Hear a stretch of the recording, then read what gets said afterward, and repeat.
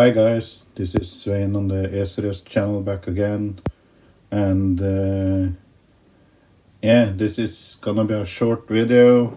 I already did a review on this McFarlane Toys Mortal Kombat 11 Spawn figure, but since I got it, I was kind of the rubber cape it came with straight out of the box bothered me a lot, so I went on eBay and I purchased this fabric cape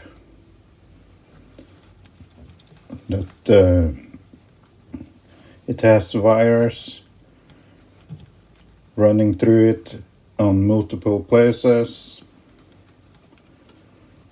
Got one at the end here. You got the wire here, you got the wire here, you got the wire inside here, you got the wire here, and so on through the whole cape. All wires extends from the collar of the cape and towards the edge or the bottom of the cape. And nothing goes across the cape, but there's so many wires in here that you can basically post this cape however you want it anyway. I'm gonna do a quick turnaround to the back here, and it on the bottom edge all around the cape you got this weathered rough style. As you can see here, it looks really good. And the cape also got some wires in the top piece here that goes across the cape, allowing you to post the top pieces here, as you can see. And it has this real metal chain on the chest here.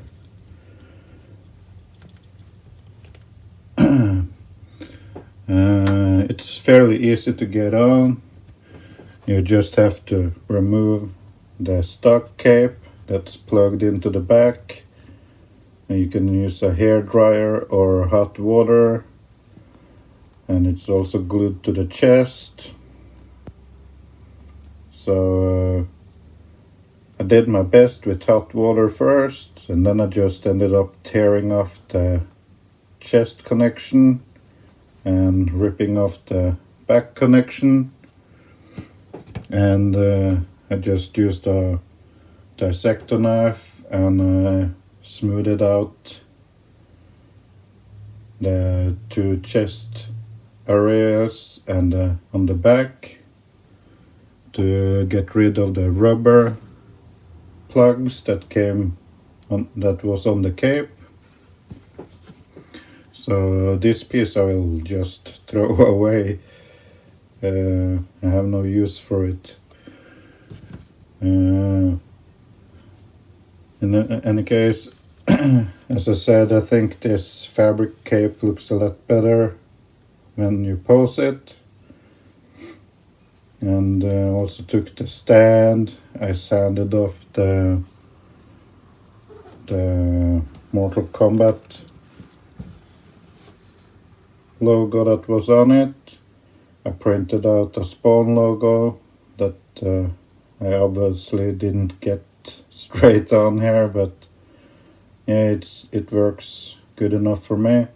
And I used some clear tape over. I used the ordinary paper glue to attach the logo, but to protect it I put on some transparent tape. As you can see, it still has some reflection to it.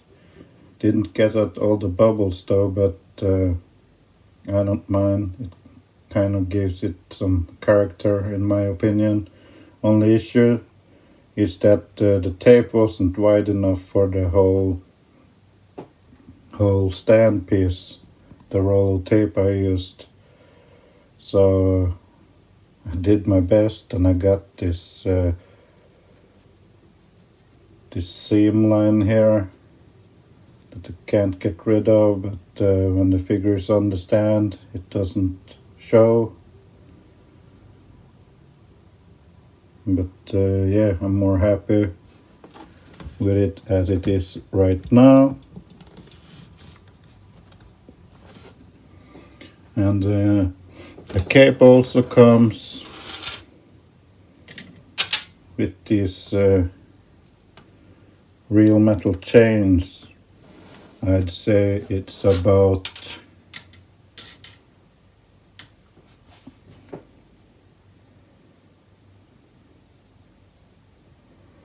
it's in the lower end of 3 feet long. It's almost 1 meter from tip to tip of the spikes, and there's also a bendable wire inside this much of the chain. I don't like these spikes, so I probably remove those and find another use for these chains there, if I can hold them up correctly. But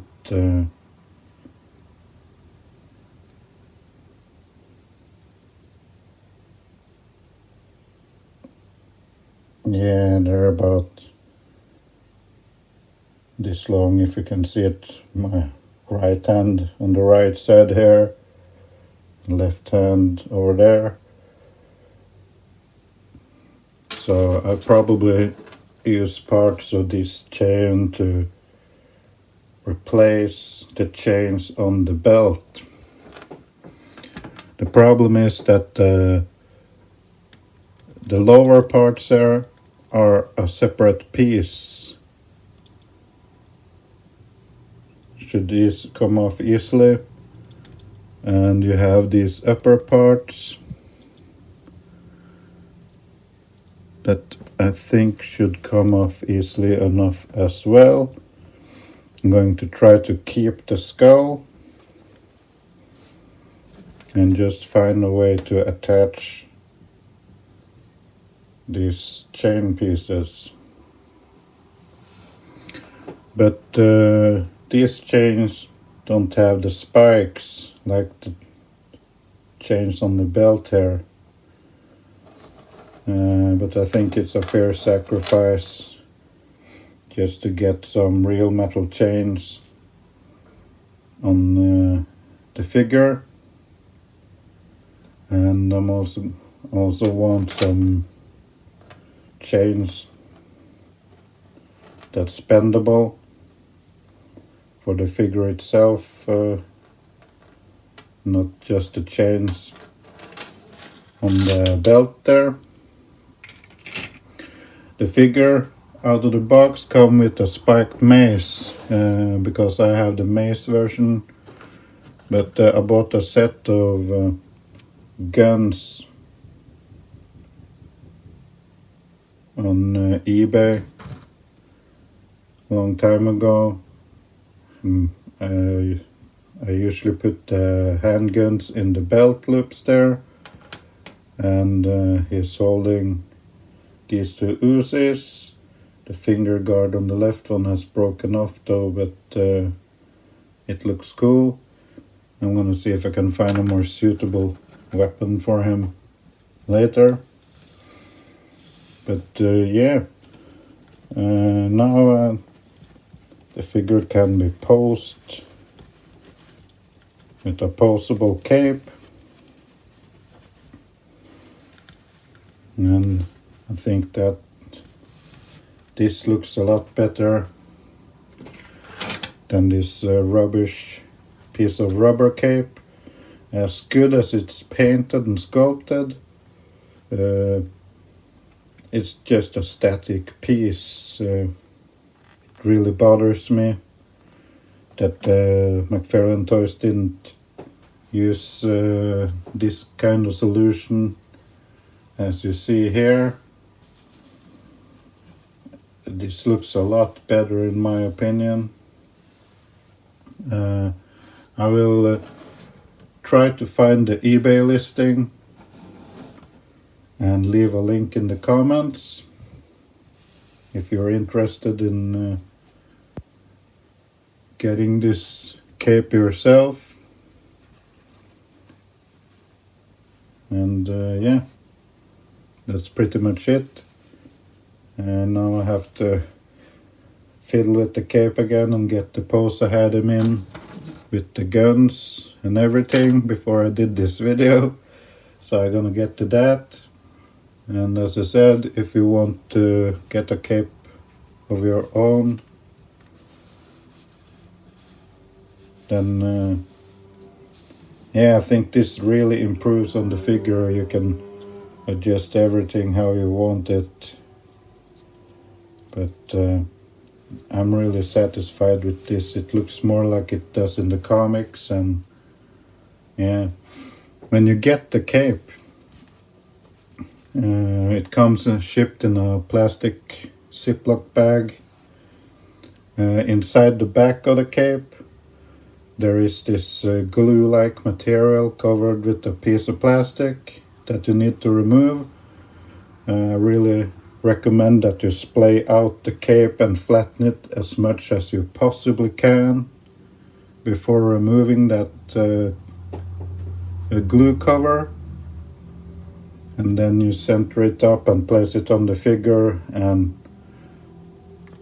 press it down as much as you can. The glue stuff goes almost all the way to the front here, but it doesn't go all the way. So this skull areas here kind of popped out. I just hit a dab of super glue on the chest of the figure and pressed these down. So now they're stuck there. You can still pose everything as you did before. And yeah, you just have to be aware of that. But once the cape is on, you're gonna be real happy, in my opinion. Anyway, I just wanted to show off the custom cape I put on here. As I said, I will try to find the listing on eBay and leave a link below, as well as a link to the original review of the figure. And yeah, let me know in the comments what you think about this wired fabric cape. And if you haven't already, please subscribe to the channel. Give the video a like if you liked it, and I'll catch you on the next one, guys. Bye bye.